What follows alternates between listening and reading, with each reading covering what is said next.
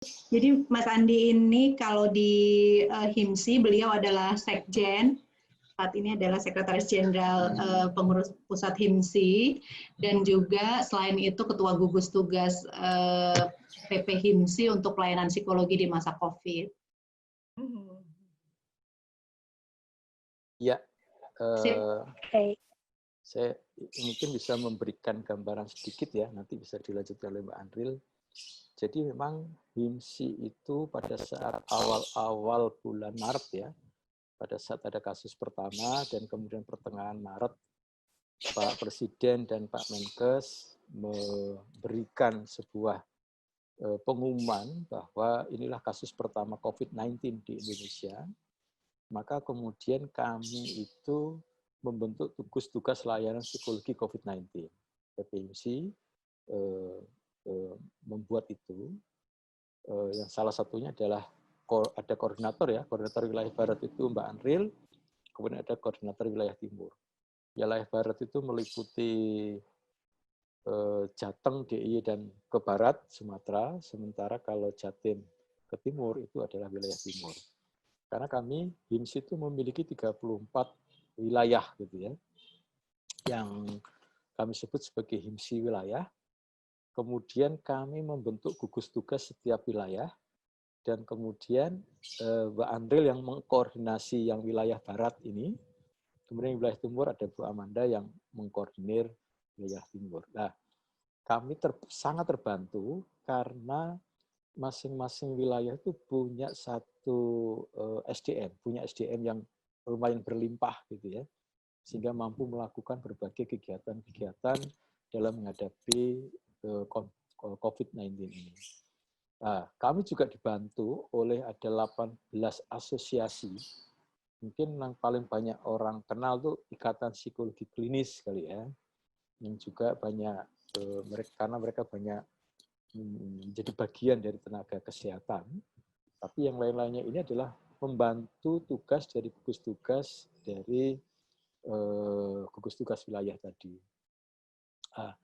Kami secara organisasi juga bekerja sama dengan beberapa tempat yang lain. Kami juga member dari International Union of Psychological Science, di mana ini organisasi profesi sedunia. Ini kami juga kadang-kadang beberapa kali mereka meminta untuk memberikan saran, riset bersama, dan sebagainya terkait dengan COVID-19. Di tingkat Asia Pasifik, kami menjadi anggota ini, member of Asia Pacific Psychology Alliance. Saya salah satu pengurusnya di sini, dan juga ARUPS ya, untuk ASEAN. Jadi kami pun sebenarnya melakukan berbagai kegiatan menghadapi COVID itu secara bersama, terutama sekali terkait dengan panduan-panduan, karena panduan belum ada sih, panduan terkait dengan telekonseling, tele-BPA, dan sebagainya. Nah, ini yang saya katakan tadi, kami bekerja berdasarkan pada piramida ini.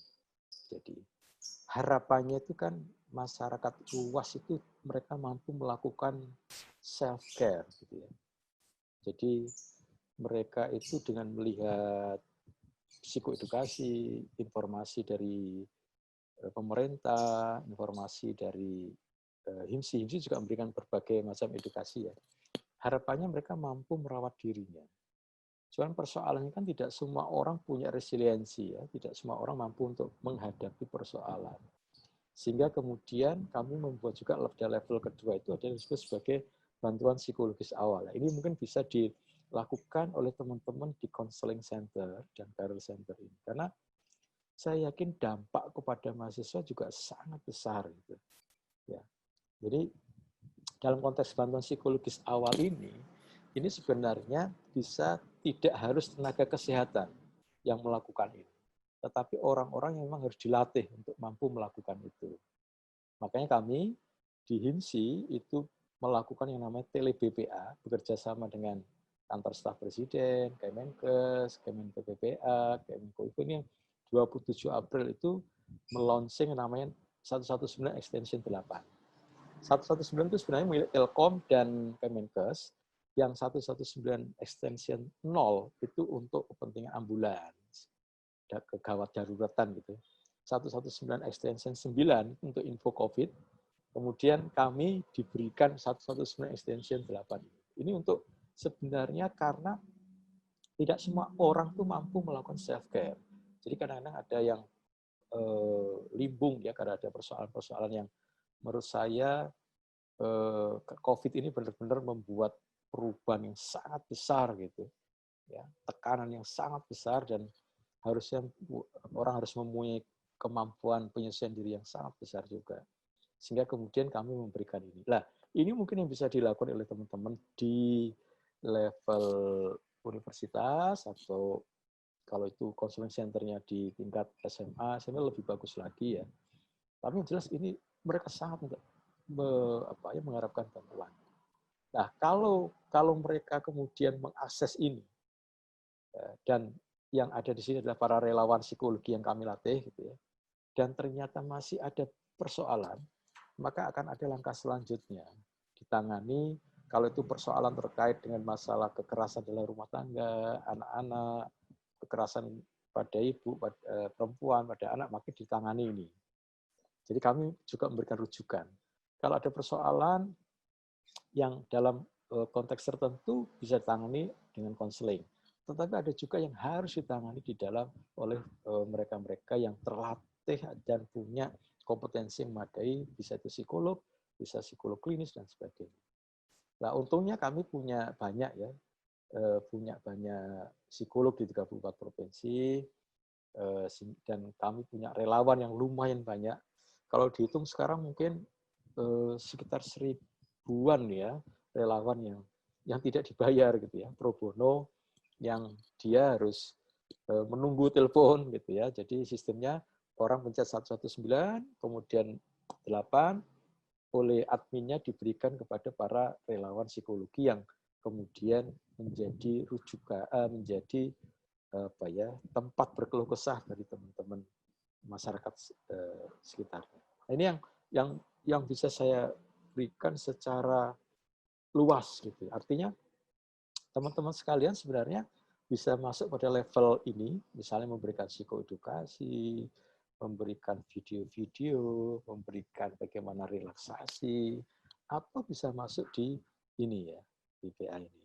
Artinya gini, HIMSI misalnya bisa juga memberikan pelatihan bagaimana melakukan tele-BPA. Terus terang ini menjadi sesuatu yang baru bagi kami, karena secara teori dan secara praktek itu tele-BPA itu kan belum pernah dilakukan.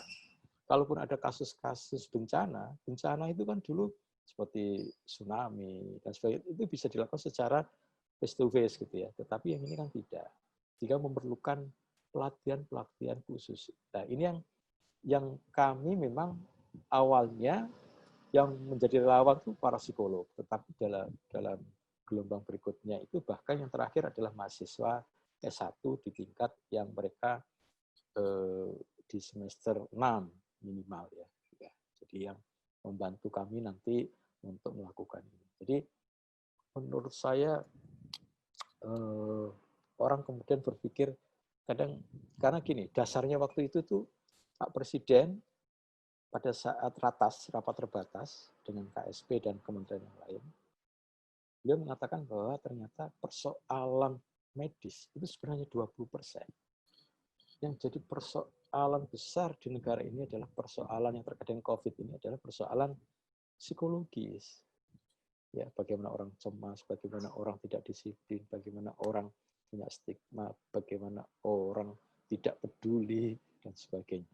Ini jadi persoalan-persoalan yang menurut saya menjadi peran di dalam pusat konseling itu menjadi sangat penting. Saya juga dosen, saya lihat juga mahasiswa yang kuliah itu sebenarnya mereka ngeluh sekali. Jadi mereka sebenarnya tidak, kalau dihitung gitu ya, tidak begitu senang sebenarnya dengan cara daring itu. Karena kadang-kadang ada persoalan kuota, ada persoalan internet, dan banyak persoalan lah. Kemarin juga ada, saya berikan Google Drive untuk mengisi ujian, tetapi ternyata dia mengatakan sudah masuk, ternyata belum. Jadi banyak kendala-kendala yang sebenarnya membuat mereka cemas gitu ya. Jadi orang berpikir bahwa kita tidak punya masalah, sebenarnya masalah itu banyak sekali. Nah, ini memerlukan yang disebut sebagai psychological first aid. Demikian ya, Bu Andril, Mbak Andril ya, dan teman-teman sekalian yang bisa saya berikan. Siap. Terima kasih Mas Andi.